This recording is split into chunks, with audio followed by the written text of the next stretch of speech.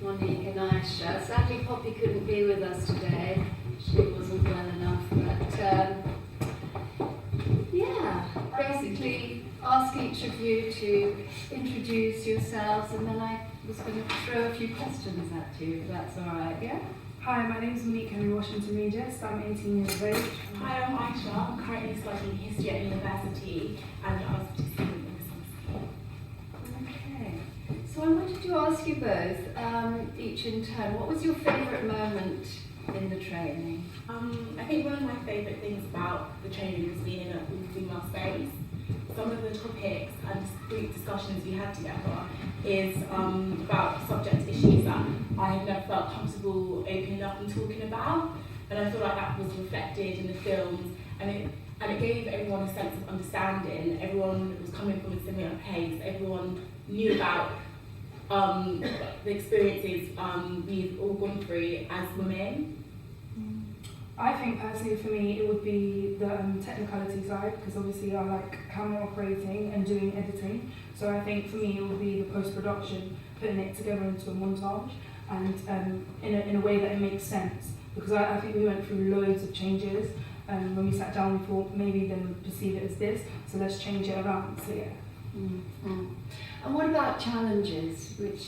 What sort of challenges did you feel you encountered? Let's talk about the production of the films actually, and you might just want to say something about the two different films, because we split the girls up into two groups.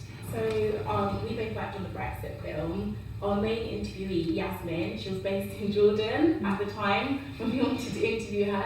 So that, like, logistically, that was a major issue that we overcame by using technology, utilising FaceTime and things like that.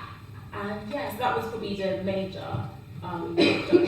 Yeah, I agree. I would say the sound. I don't know if you heard, but it was a bit fuzzy and muscular. I don't know what happened there. And I think in real life, in terms of media, things are going to go wrong. But I feel like it's the mindset and adopting the mindset that be positive and your outcome will be positive. So yeah, we did have some technical issues, but we managed to face that by having positive mindset. It was the first time that for me, it was the first time I used the camera and actually got involved in video visual storytelling. So it wasn't technical side of it. It was very new to us. We weren't professionals, and I feel like we learned. It's as much as the final product is important, I feel like it's the journey we went on, and it's skills that we can use in the future, and next time it will be better and we will learn from our mistakes. I wanted to ask you both what you felt the problem was with the media. What do you feel, if you feel there is a problem with the media, that you feel that through the training with GGM UK or in your everyday lives, what the issue is that you feel you'd like to address? So for me, I think the issue with the media today is addressing ethnic minorities. So blacks, for example, are represented in the cliched, stereotypical way as being thugs, and then you have the whites as supremacists, and they're obviously above the ethnic minority. So I feel like Global Girl Media has obviously allowed us to come across that and target it in a way that is different. So for example, we are of an ethnic minority, and we've managed to create a film of quality and standard, and yeah, that's what I would say. And also I feel like representation, but not even just on screen representation, but in terms of the stories we tell. I feel like sometimes the issues of certain communities, whether it's BME or even women or Muslims, I feel like sometimes our voices are not heard and are not listened to and not looked at by gatekeepers of information of the media. Might not tend to reflect those communities. Therefore, I feel like there's a bit of separation where actually there are some really important issues going on which affect the whole of society but are not being talked about because there's that lack of representation in the media professionals from those backgrounds. So I feel like that's important to address in the future. Yes, so we went to the BBC, didn't we? Our ambassador is Yalda Hakim, who fronts a show called Impact on BBC World. What did you guys feel about those aspects of the training, the journey, the trips we went on, and the visitors that came, the women, a lot of female professionals came into the training during those 3 weeks? What was your impression of those sorts of aspects of the training? So for me, I think what was very interesting is getting to meet Yalda Hakim from the BBC. She's a very inspirational female, and just meeting her and having conversations about what is it that the media are looking for nowadays. And she said it's confidence, having faith in yourself, and produce material that you want to produce. Don't go by the formulaic, the ones that the media put out there. Be different and show that you can be innovative.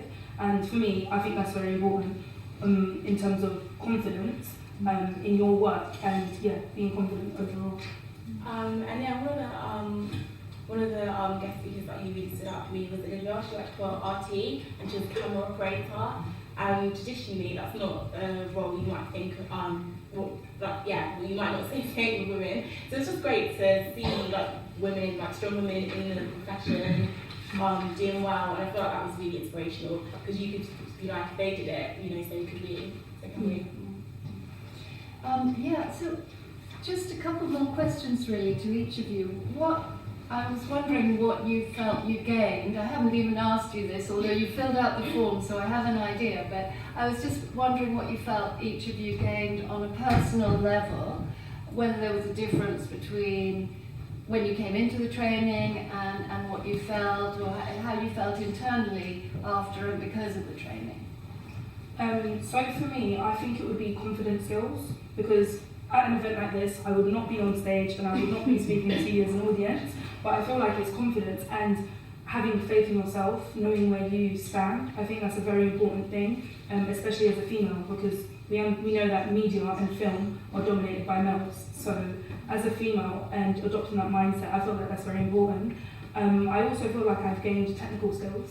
So for example, we were saying that we had some technical issues with the sound, but obviously now, because I do want to become a director and producer, I'm going to adopt the mindset of when I am doing a film or a documentary, I will overlook the things that obviously might be down for a disadvantage. So I will look at the technicality, so the sound, and I feel like the relationships I've taken away from the project, for me personally, have been great. It's such a great group of girls. Obviously not everyone could be here today, but it's such a great group of girls to be a part of.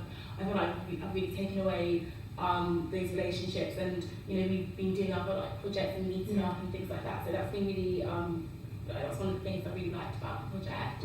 And also the technical skills and just learning new things and being able to use them in other areas. And I just feel like on a whole, Global Girl Media has helped us to build these connections and relationships. And another thing that's really important that I've learned is networks, the power of networking. It's really, really powerful. For example, the other day I attended the Channel 4 Day with Victoria, and I got the opportunity to meet Benjamin Zan, the Iranian documentary filmmaker, and we exchanged contacts. And I currently do my own radio podcast called MHWashington Show, and I basically talk about relationships in terms of the young generation. I talk about faith and stuff, and I feel like that's very important. If I didn't study with the Girls Network and I went on the course, I don't think I would have had this opportunity to meet the networks that I have. So Yeah. And you came with me, Aisha and I were invited to Geneva to film, say a little bit about I came to Victoria to the Giving Women conference in Geneva, and we got to film the conference, and you got to meet so many inspirational women in high positions. I thought some of the best bits in those films were when you overcame bad streaming in the Brexit film, or anonymity in the second film. Those were really creative, and they made the film so much better. But what would you say to someone who's can't I just jump on Facebook Live? Can't I just put my own thing out right now? It doesn't matter if the quality is good. It doesn't matter if I know all these techniques and stuff like that. I'll just do that. But why would you say this technique and knowing all the stuff you learn makes an extra difference? I would say what makes the difference is someone who produces, because this is one of the things that we always talk about in terms of media coverage. Anyone can put their own material out there, so what makes yours is good. And I feel like I said, it's the mindset that you adopt, and I feel like it's not about creating what another person has created, it's about creating something that's important to you and something that actually is going to make a difference. So for example, we actually thought that the Brexit votes had sparked racial racism in the UK, so we thought, that is a good opportunity to create our own film. Of course, we're not going to create a film just to get money or make profit. We're going to create things that are actually important to our society and culture. So yeah, I would say that. I was going to say with Brexit film, I feel like it's I do feel like technique and stuff is very important in terms of what you can do with the film, where you can take it, in terms of like getting the interviewees, doing the research, doing the background stuff, being creative with the film. That's what makes people want to watch it, because yes, the issue is important, but how do you draw those people in? How do you make them watch the whole film? It's going to be the visuals, it's going to be the sound quality, it's going to be that unique take on it, what we can bring. Thank you very much, and it's a very important project. Congratulations. But I want to know, how do you handle ethics and sensitivities? I think you asked earlier on about how they take care of somebody that they put in a situation. If somebody is trying on the hijab, they're going on the street, and you have people responding, you're always making them getting arrested. Are you trying to educate people? But also for the person who's wearing the hijab, are you trying to get them to are you protecting them in case things get out of hand as a person holding the camera? We wouldn't force anyone to go on screen. We will tell them, do you give us permission to film you, and they can say yes or no. And that's why with stealing intimacy, we blurred the girl's face out, because obviously they didn't want to be seen on camera. Yeah, and change the voice. Yeah, actor, and we changed the voice. So I think, yeah, we do keep the identities anonymous if that's what the people want. If not, and they want to be seen, then we go with that. Yeah, I just wanted to say, so we're at the phase now where we're building, just raising some funds for the next phase. Do take a leaflet if you want to know more. Yeah, okay, that's it. Thank you.